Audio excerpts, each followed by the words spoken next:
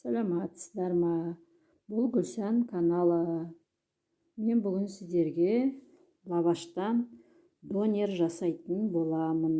Оған керекті заттарым. Міне лаваш наным. Осылардың бәрін арасына салып донер жасаймын. Әуелде қиярды ұзыншалап кесіп аламыз. Менің каналыма тіркеліп, лайк басып кетіңіздер. Қиярды ұзыншалап кесіп жатырмын.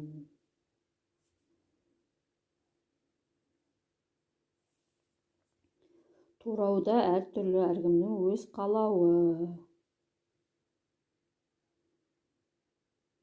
Мен қолдағы бар затпен жасап жатырмын.